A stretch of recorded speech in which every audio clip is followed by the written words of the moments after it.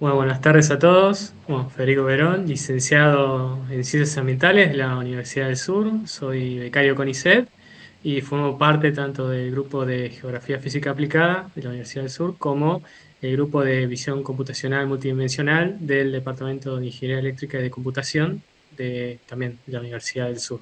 Cada uno por mis respectivas directoras de tesis. Primero un poco del estado de avance en el que me encuentro. En el 2022 fue la admisión, en el 2023 me aprobaron lo que sería el plan de formación y en el 2025 el plan de tesis. Sin embargo, aún estaba planeando ya pasar todos los créditos, pero ocurrió de manera casi inesperada que me fui aceptado en una instancia de investigación, que próximamente voy a ir a la Universidad de Rosario en Colombia, entonces planeo pasar esa instancia como créditos, entonces tengo que rever por ahí qué curso de posgrado quitaré para agregar eso de momento. Y después requisito de idiomas y de publicación indexada, aún no los he realizado. Primero un poco el área en el que se encuentra enmarcada la tesis es la zona del sudeste de la provincia de Buenos Aires, específicamente en tres cuencas, como las vemos ahí eh, en la figura de la derecha. Son la cuenca alta del arroyo Naposta Chico, la cuenca alta del arroyo Naposta Grande y la cuenca alta del río Sauce Grande. Estas cuencas están emplazadas dentro de lo que se llama el sistema de Ventaña, que está acá de color gris, y unas características como para comentar, que es una zona climática templada y aparte lo que más interesa a la tesis es que hay una variabilidad temporal, estacional e interanual de las precipitaciones. Y aparte también destacar es que tanto los ríos o arroyos de las tres cuencas en cuestión, las que son del río Sauce Grande, desembocan en un dique, un embalse, el dique Paso de las Piedras, que es un reservorio de agua natural, que va hacia la ciudad de Bahía Blanca. En cambio, por ejemplo, la cuenca alta del arroyo Naposta Grande, ese arroyo desemboca en la ciudad de Bahía Blanca, que también es importante eh, analizar qué ocurre en cuencas arriba para ver cómo se desenvuelve cuencas abajo. Pero la problemática de estudio, me gustaría arrancar con esto, es que el escurrimiento superficial que es generado por las precipitaciones en la región tiene una capacidad de transformación del suelo, lo cual puede desencadenar diferentes procesos de erosión. Además, los cambios de cobertura del suelo en la región pueden también exacerbar esta erosión, esta pérdida del suelo, provocando como consecuencia una disminución de la productividad de las actividades agrícola-ganaderas que hay en la región, como también cambios en la dinámica hídrica. Y más específicamente, esta tesis va a trabajar sobre la erosión hídrica. Acá tenemos una definición que se puede definir como la desagregación, transporte y sedimentación de las partículas del suelo por las gotas de lluvia y el escurrimiento superficial. Y más específicamente vamos a estudiar dos tipos de erosión, que es una erosión lateral en un tramo de un río, como también la erosión en forma de cárcavas. Las cárcavas en realidad es como un proceso avanzado de erosión hídrica, en el cual se origina cuando existe una excesiva escorrentía y concentrada y genera profundas incisiones en el suelo y las cuales están sujetas a una intensa erosión. En la charla de este momento vamos a enfocarnos específicamente en este tipo de erosión. Y un poco hablar un poco de la relevancia de la tesis es que por ahí toma diferentes disciplinas. Eh, Acá vemos un poco que el estudio de estas formaciones de erosión es por el abordaje de los cambios de uso de cobertura del suelo mediante el uso de imágenes satelitales, algoritmos de aprendizaje de máquina, para después hacer una caracterización de uso de cobertura del suelo y también estudiar los cambios que se dan en diferentes escalas espaciotemporales.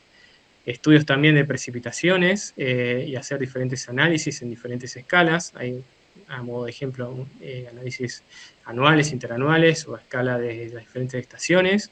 Y también, mediante el apoyo de las geotecnologías, estimar las tasas de erosión hídrica que se dan en cada una de las cuencas por los diferentes factores de la ecuación que vamos a hablar más adelante. Bueno, y el propósito de la tesis es analizar los procesos hidrogeomorfológicos y los cambios en la cobertura del uso del suelo que se producen en el piedemonte del centro-sur del sistema de Ventaña y la incidencia en estos procesos erosivos y en el recurso hídrico. En impacto se podría hablar sobre todas estas bases de datos que se están generando, los mapas de uso y cobertura del suelo, los mapas de cambios de coberturas, mapas de distribución de precipitaciones de la zona e identificación tanto de procesos como formas de erosión de los suelos. Y afectados, podría decir que toda esta cartografía puede ser tanto utilizada para, en forma de, para el municipio, ¿no? Que las nacientes de las cuencas están dentro del municipio de Torkins, pero también puede hacer un impacto positivo, sobre todo en los mapas de uso y cobertura del suelo, de los diferentes cultivos, para las estimaciones agrícolas que se da en la Bolsa de Cereales y Productos de Bahía Blanca, que es su zona de influencia. Y de acá derivan las preguntas de investigación que surgen, que es cuáles son las características ambientales de las cuencas con vertientes opuestas que generan dinámicas hidrogeológicas diferentes frente a eventos de precipitación en los sectores del piedemonte centro-sur del sistema de Ventaña, y cómo pueden integrarse imágenes satelitales, los sistemas de información geográfica y los algoritmos de aprendizaje de máquina automatizado para analizar de manera integral estos procesos que se dan y los cambios de cobertura. Y una segunda pregunta sería como el grado de incidencia de los cambios de uso de cobertura del suelo en estos procesos y si existen índices o variables que serían por ahí adecuadas para un monitoreo a futuro. Y de acá surgen 4 objetivos específicos. El primero es definir los patrones de erosión y de dinámica fluvial en las vertientes opuestas del piedemonte serrano ante eventos de precipitación. Se plantea determinar la cobertura del suelo a partir de los algoritmos de aprendizaje de máquina y analizar los cambios de uso de cobertura en las diferentes cuencas, en diferentes escalas. Estudiar la interacción que hay entre estos usos y coberturas del suelo con los procesos hidrogeomorfológicos, ya sea la erosión del cauce como en la formación de cárcavas en diferentes escalas, y obtener una visión integral de estos procesos y estos patrones de cambio mediante la integración de datos recopilados tanto in situ como información satelital, mediante el uso de técnicas de procesamiento digital remoto. Ya pasando un poco la estructura, que va a ser una serie de resultados que responden, resultados y actividades que corresponden a cada uno de los objetivos específicos. El primero era un poco hablar de que, bueno, esta dinámica fluvial y análisis de precipitaciones se va a analizar de diferentes formas de verlo. Uno de ellos, el que tengo acá, es a partir del análisis de las estaciones meteorológicas que tenemos a disposición en las zonas dentro y cercanas a la cuenca hídrica, y acá vemos las actividades que se llevaron a cabo y se están llevando a cabo, pues estamos aún en la etapa de análisis y estudio, pero vemos que mediante diagramas de boxplot están la variabilidad anual de las precipitaciones que se dieron entre 2017 y 2025, y vemos que la zona de Villa Ventana, que está en la zona cercana al ambiente de las sierras, es el que primero, montos anuales de que más precipitaciones ocurre, y también es el que a nivel anual es el que más húmedo, por así decirlo, frente al resto de las estaciones meteorológicas, siendo que a medida que nos alejamos del sistema serrano, el promedio anual de precipitaciones desciende, llegando a, por ejemplo, la estación de Cabildo con 600 milímetros anuales. Sin embargo, si vemos la variabilidad mensual, vemos que hay 2 periodos donde hay la mayor cantidad de precipitaciones, que puede ser entre marzo y abril para casi todas las estaciones, y después un segundo periodo de máximas de precipitación entre octubre y noviembre, o noviembre y diciembre, dependiendo de la estación que estamos observando. Y acá podemos ver la variabilidad que hay mensual de precipitaciones que se dieron entre el 2017 y el 2025. Hay años que en un mes por ahí llueve más de la media y otros años que llueven bastante menos de la media, como para tener en consideración cómo estamos en la parte de precipitaciones. Y además se estudia conocer también la morfología de las cuencas hídricas, ya que nos permite entender el comportamiento de cada una de las cuencas frente a periodos de precipitación.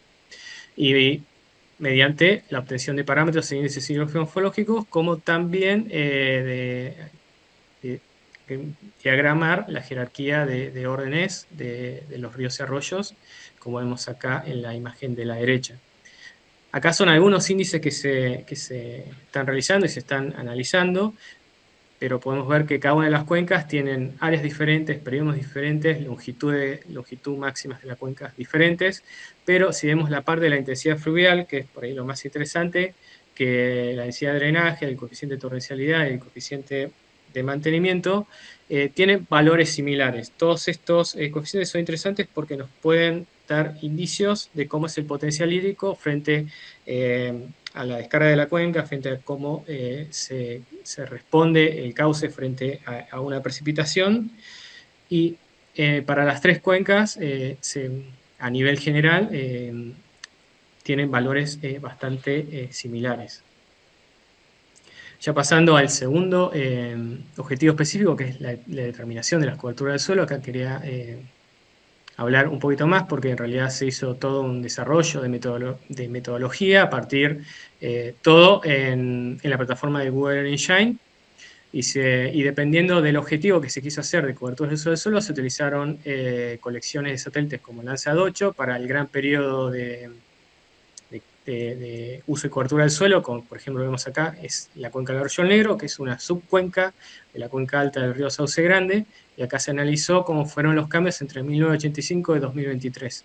Acá vemos un pequeño roadmap de cómo fue todo el proceso metodológico de la adquisición de la colección, de cómo se hizo el dataset de las coberturas para entrenar y validar, y todo esto mediante la clasificación supervisada mediante Random Forest. Además también este mismo roadmap se hizo para el mapeo de los cultivos, tanto en las campañas de fina de gruesa, cultivos de verano y de invierno, y acá vemos un ejemplo de una de esas campañas. Se hicieron campañas en 2022, 2023 y 2024 para poder mapear y distinguir cada uno de los cultivos en dos instancias. Acá vemos que para la cuenca alta del río Sauce Grande, vemos el porcentaje de superficie en el cual están cada uno de los cultivos como girasol, maíz y sorgo, y también el pastizal y sobre todo los suelos sin cobertura que se llaman, pero serían suelos que quedan desprovistos de cobertura o suelos que a veces los dejan con un barbecho post cosecha y lo dejan ahí libres como un lote de descanso. Todo esto después se va a integrar próximamente en otro objetivo. Pero a partir de tener ya estos mapas de años, después también se hace toda la matriz de cambios de uso de cobertura del suelo que actualmente se están estudiando y realizando. Para el objetivo específico número 3, lo que queremos dentro de una de las tantas tareas es la estimación del proceso de la erosión hídrica mediante la conocida ecuación de pérdida de suelo, en este caso la ecuación revisada de pérdida de suelo, y acá vemos en la figura de la derecha cada uno de los factores que se obtuvieron, perdón, el factor, toman en cuenta el factor topográfico, el factor de la cobertura del suelo, por eso queríamos discriminar exactamente qué cultivos hay, para tener un factor C lo más cercano posible a la realidad, el factor de erodibilidad del suelo a partir de todas las características, ya sea de textura, estructura, contenido de materia orgánica del suelo, todo obtenido a partir de los datos del INTA, y el factor de erosividad del suelo a partir de las precipitaciones, que sería el factor R. Acá vemos que los colores más blancos serían los que toman los máximos valores, o sea, acá es más erodable, acá el factor C está más desprovisto de la cubierta vegetal, acá es justo donde está la estación de Villa Ventana, que es el factor de donde hay mayor erosividad de precipitaciones, y lo mismo que el factor de topográfico, que son algo similar a una red de drenaje, lo que se está viendo ahí. Y este sería como el mapa, uno de los mapas finales de pérdida de suelo, tomando en cuenta todas las variables. Y vemos que en líneas generales dentro de la cuenca, un 30% está bajo una erosión baja o aceptable dentro de la tolerancia, podría decirse, y 37% una erosión moderada y un 22% una alta erosión hídrica y nada más un 9% ya una erosión bastante excesiva según la clasificación que se ha tomado. Y además no solo vamos a hacer la estimación de la erosión hídrica, sino también la identificación y formación de erosiones. En este caso, puntualmente, para cada una de las cuencas identificamos lo que serían las cárcavas. Y esta cárcava en especial, fuimos a campo para hacer algún trabajo a campo y para ver, para hacer mediciones y para medir el estado de esta cárcava, porque más adelante sería como ya el trabajo futuro, que una vez que ya tenemos identificado todas las cárcavas, lo que se puede hacer es, que es trabajo futuro, es la visión integral, que sería ya el estudio de los patrones de cambio de uso del suelo, identificar por ahí las variables que están favoreciendo a este proceso de erosiones.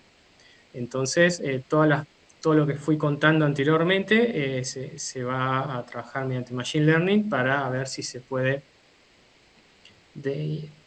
tratar de entender, bueno, por qué está llevando a la formación de esta carga, qué características ya sea de topografía, ya sea de la parte climática, están favoreciendo, o de cambio de uso del suelo, están favoreciendo los procesos de erosión.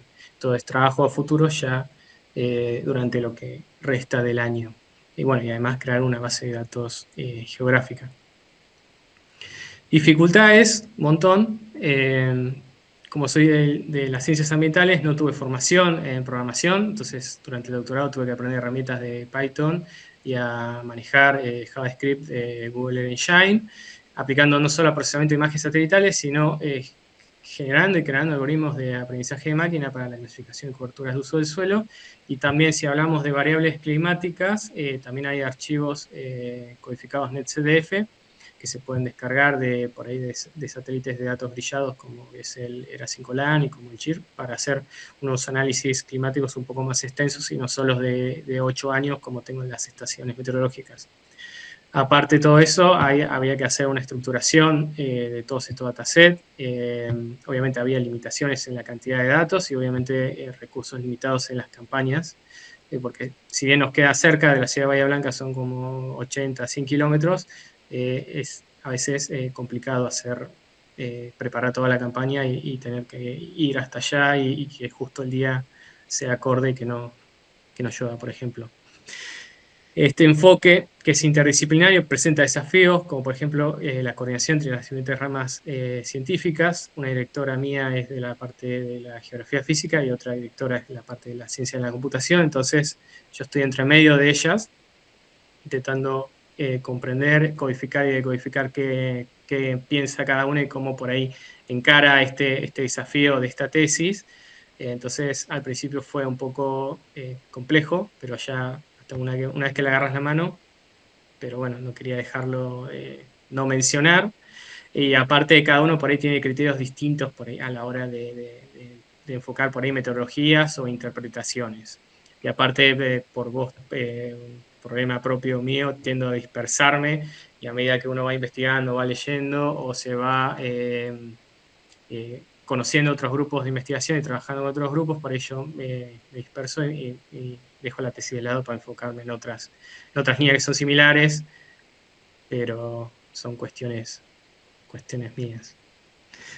Así que, bueno, he finalizado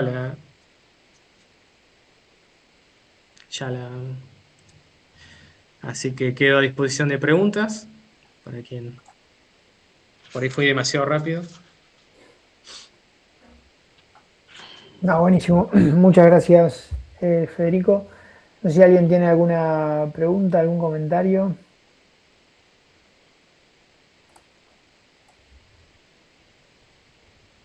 Sean tímidos.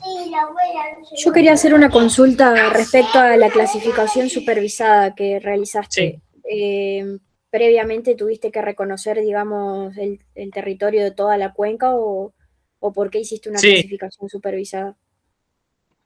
sí, lo pasé de largo, pero en las campañas que hicimos todo un recorrido que va por que bordea en realidad las cuencas, y ahí hicimos aproximadamente 20-25 lotes de cada clase, le identificamos a campo, 20-25 lotes de trigo, 20-25 lotes de maíz, de girasol, en cada una de las campañas, y después con fotos georreferenciadas también, porque a veces uno anota en planilla, después se pierde o no entiende.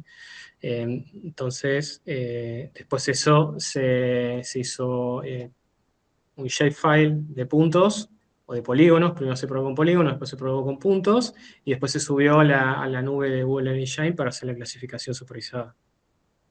Y la clasificación supervisada en realidad toma las fechas cercanas a lo que hicimos nosotros la salida a campo. Por ahí elegimos 2 imágenes antes y 2 imágenes después de la salida que nosotros tuvimos. Hacemos una compilación de imágenes y después sacamos el valor medio, y después ahí le damos los datos para que después hacemos el split 70-30 para entrenar y validar, para después tener la imagen final que mostré en la presentación. ¿Me expliqué? Perfecto, súper claro. Bien, si no hay ninguna otra pregunta o... Ah, acá alguien en el chat de Si no me YouTube. preguntan el viernes. No, acá en el chat de YouTube hay una pregunta de si tienen pensado incorporar datos históricos de uso de suelo, pero está así. ¿Por Mapbiomas se refiere? ¿Mapbiomas Argentina de ahora? No, no sé, está Eh, solamente la Bien, pregunta bueno, así, como suelta. estuve revisando el Mapbiomas, y sí, podría ser, lo estoy pensando, pero también ya hice mi propia clasificación, porque ahí mostré yo la cuenca del Negro, que es una subcuenca de 200 kilómetros cuadrados, de la cuenca total de 1500, pero lo mío se puede extrapolar a las 3 cuencas, que son 2100 kilómetros cuadrados. Habría que afinar un poco la nube de puntos, pero de dataset, pero también se podría hacer aparte. Estoy viendo esa, el estudio a largo plazo, por ejemplo, 1990, hacer 3 cortes, 1990, 2000, 2025.